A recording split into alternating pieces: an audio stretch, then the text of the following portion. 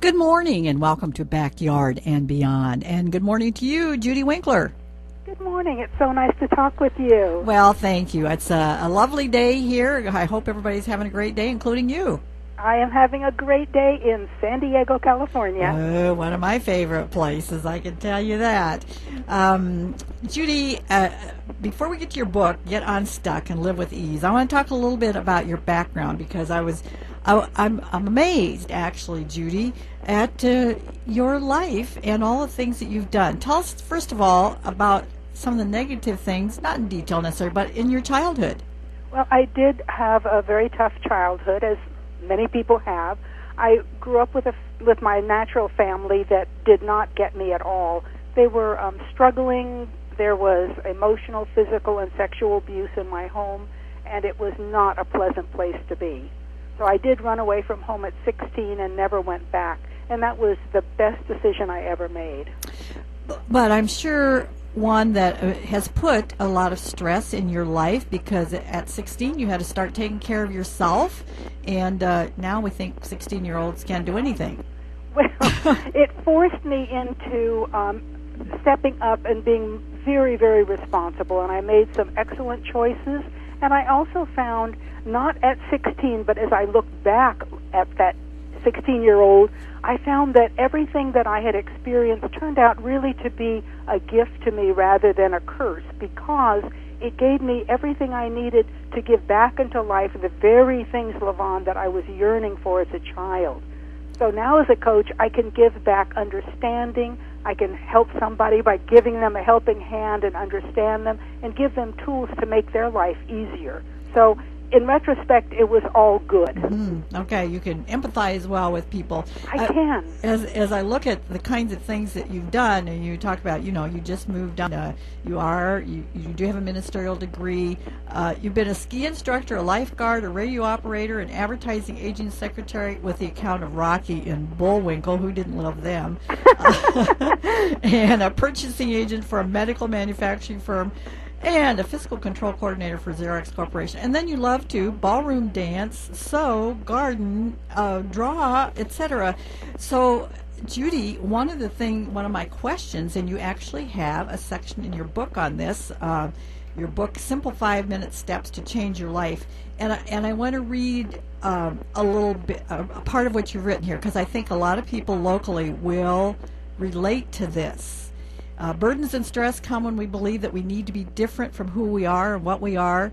And Judy says her life has been spent proving to the world that she was a super Judy, able to leap tall buildings in a single bound and feeling responsible for everything. Being a volunteer, going to school, having a job, being a mother, being politically active, on and on and on. And I know people like that who just think they have to do everything for everybody.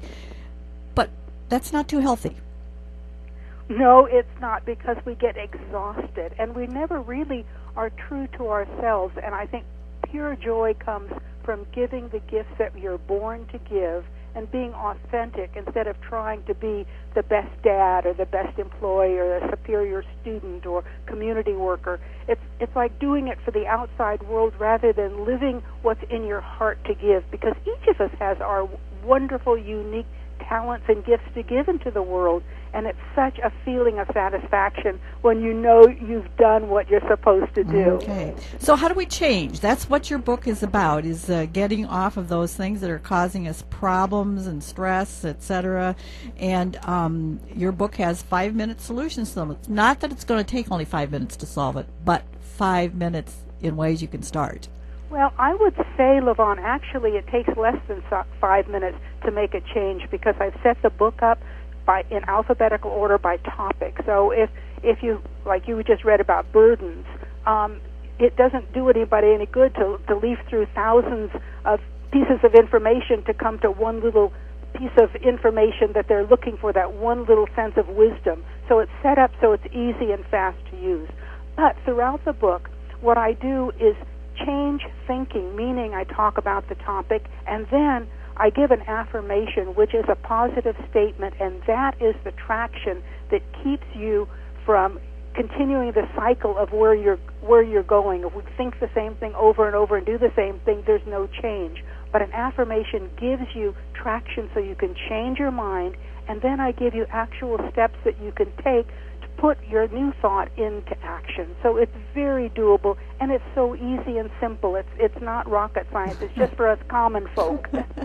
And so with this information, most of them are pretty short, a couple paragraphs. Is this something that you think people can put into their heads and kind of keep repeating, that information is the thing to keep repeating? Well, I think for that topic it is, but the main thing is when you change your thinking, be willing to give up whatever you've been hanging on to. It's kind of like going from high school to college, and if you hung on to all the things you were doing and all the same behaviors, you'd never step into the next opportunity, which really brings you satisfaction. Mm-hmm. So it's a willingness to step forward. Okay, and so that cue in there said to me, one of the most difficult things is giving up something. Most of us just take on something more. You're saying we have to give up something that we've been doing to make this change. Right, and generally, Levon, it's just our old thought pattern. And most of the things we think aren't even conscious. Like you get behind the wheel of a car and you end up at your school or job and you have no idea how you got there because you were on autopilot. Yes. And the same thing with our mind. We think the same thoughts over and over and we're not even aware. But a really good way to wake up and be present to what you're thinking and doing is change hands. Like if you're right-handed, use your left hand to brush your teeth and answer the phone and even try to write with it. And you will be conscious of what you're thinking and what you're doing. So that's a real good wake-up. Yes, it sounds like a good exercise, certainly. Yeah.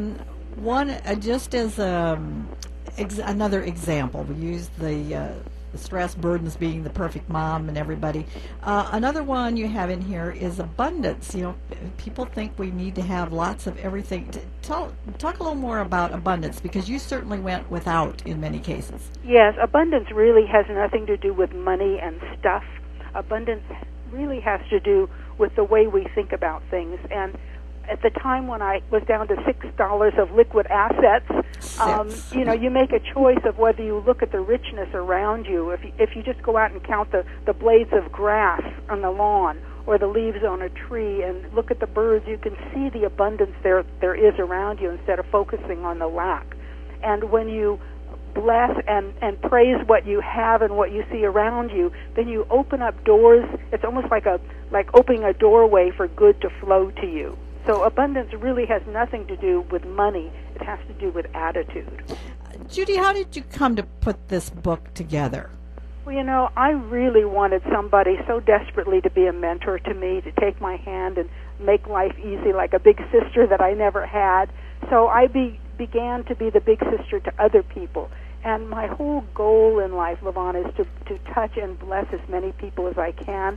But I have a very little house, and I can't reach as many people. So I thought if I wrote down some of the things that I thought would be helpful and make lives easier for people, a book would be a nice way to get the information out into the world so people can be helped. Okay.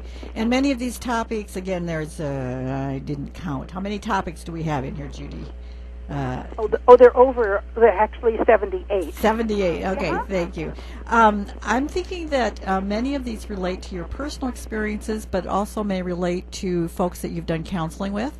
Oh, absolutely, absolutely. It's just it's general information, that things that we all deal with. It's not anything that is for specific people. All people can be helped by it, and that was my goal. Okay, it's a pretty small book, actually. You can look through it and just pick the one that you want. You don't have to read the whole book. So it's something that it's easy to pick up and take a look at it and choose the one that fits you. And I have a couple more questions, but let's tell people where they can get your book, Get Unstuck, Live with Ease. If you want a personalized autographed copy, go to my website to order one, and it's www.CoachJudyWinkler.com, and I'll send it out the next day, first class mail. You can also get it on Amazon and Barnes & Noble. Okay, so easily available. Again, your website is www.CoachJudyWinkler.com. Okay, and Winkler is just like it sounds. Winkler. Yeah, Winkler. Okay. Well, something else that you think is important and that you've mentioned, at least in questions we might ask you, is about mentoring young people. And I know there are organizations that set up mentoring systems.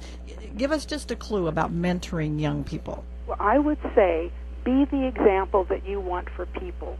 When I was a very little girl, the man next door was a wonderful steward of his garden, and he never said anything other than hello and goodbye to me. But he showed me what it was like to take good care of property. He showed me how he tended to his roses and pruned them, and he had a dichondra grass that looked like a carpet, and he was out there weeding every day.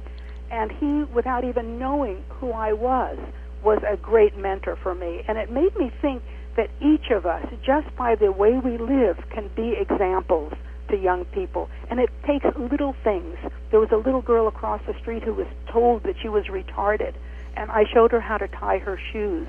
And I met with my children at a gathering this weekend, and one of them said, that changed this little girl's life. She had confidence that she could learn to tie her shoes, therefore she could do anything. Wonderful. So it doesn't take a lot. Each of us can be mentors. Little things. Very good. And we want to thank you very much, Judy Winkler, for visiting with us this morning about Get Unstuck, Live with Ease.